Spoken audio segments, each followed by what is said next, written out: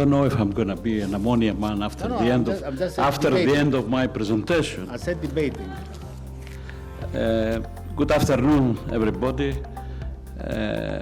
In the next 10 minutes, I will try to reply to this $1 million question, if ammonia is the solution for a carbon-free future. Today, the global fleet needs about 300 million tons of heavy fuel oil, give it or take.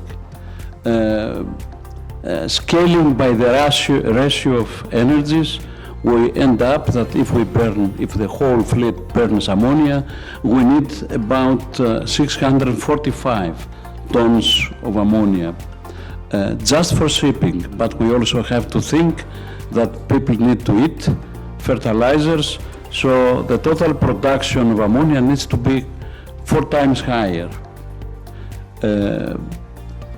The ammonia is produced by the very well-known, it is independent of if it's gray or green.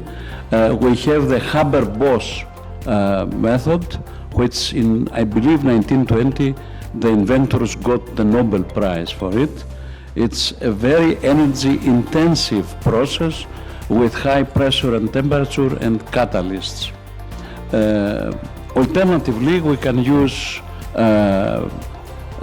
biogenic methods like produce ammonia from Anabaena azolae. Ammonia can be utilized in many different energy conversion devices like internal combustion engines, steam and gas turbines, as well as fuel cells. Let's not forget that ammonia is a fuel that does not want to burn. So we need to find ways to enhance its combustion. The one way is to mix ammonia with hydrogen, dope it with hydrogen. This is one way. But we have to be careful because hydrogen is explosive, so cannot be used in compression ignition engines, only in spark ignition engines. We can use swirl stabilization burners or stratified combustion. Today, these are analyzed with CFD codes, trying to find the best way to burn ammonia. Let's also not forget that although ammonia does not have carbon, it requires carbonaceous fuels to burn, as high as 30% in 4-stroke engines. For the slower 2-stroke, the percentage is a little bit lower. So comparing emissions, we can see that although ammonia does not have carbon, and looking at the well-to-wake emissions, interestingly, ammonia has more carbon dioxide emissions than methanol. That's very interesting. This comes from Kongsberg study. And also, let's not forget that we also have emissions in the exhaust gases of laughing gas, which is a very potent greenhouse gas, 300 times worse than carbon dioxide. So, because ammonia contains nitrogen, inevitably we have NOx in the exhaust gases. So we will need abatement equipment like select catalytic reactor, and of course the main problem is the laughing gas, which may require, will depend on the content, special scrubbers utilizing chemicals like carbons. The design aspects that we have to consider are that, first of all, the design is taking place with risk assessment because there are no prescriptive rules for the moment. We need to analyze with diffusion in case of leakage where ammonia is going to go. We have to remember that ammonia is very toxic for both humans and aquatic life, probably the most toxic of all fuels. Today, its usage is forbidden because of its toxicity as a fuel by the IGC Code.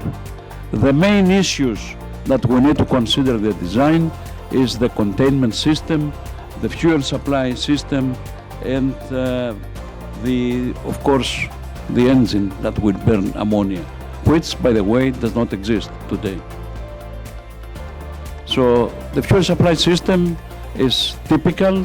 It is very similar with the LPG supply system, because I like to say that ammonia and LPG are thermodynamic cousins. So we start from LPG and we end up with ammonia. It contains the storage, the supply, nitrogen purging system, and fuel return system. Why use ammonia? Well, primarily, ammonia is a very nice, the best carrier for hydrogen.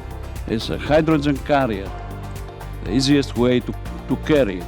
We have handling experience because we carry ammonia today, fertilizers. It is not so much cryogenic like LNG. It's mildly cryogenic. Minus 33 degrees is not a big deal. Compared energy density comparable to methanol. The production is more or less well established and mature, although energy intensive. Well established transport and infrastructure, not bunkering infrastructure, but carrying and handling. We can utilize renewable sources for its production. It has relatively low flammability, LEL 15%, and of course, because of its low cryogenic abilities, characteristics, we have lower boil-off ratio. Why not to use ammonia? Well, because first of all, because of its toxicity. Then we have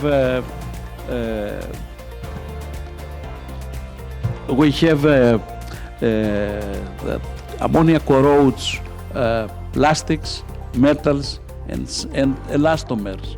This is a problem, so we have to have a very careful choice of materials. It emits laughing gas, which is very potent greenhouse gas. It has high solubility in water, so it might not go up in the air, but might go downwards. It has high autoignition temperature, needs pilot fuel. Its production must be upscaled 4 times to satisfy the fleet. Bunkering must be established, and it is produced with energy-intensive production, and more importantly, it needs to be publicly accepted, which is not necessarily true today. So it is very important to have safety training for the crews. Here you see what is recommended for the fuels, a quick view of advantages and disadvantages, pluses and minuses, a SWOT analysis of ammonia. This can be done for all fuels. Today, the green ammonia that needs to be burned is very expensive. It is hoped that the price will be reduced by the increase in scale. This is inevitably the economy of scale, and it will depend, of course, on the price of electricity, and this is why we may think of nuclear energy, in case somebody mentioned about the scarcity of the renewable sources. So nuclear energy is clean, and there are ways to have safe production, and this is probably a very good solution for the cheaper electricity.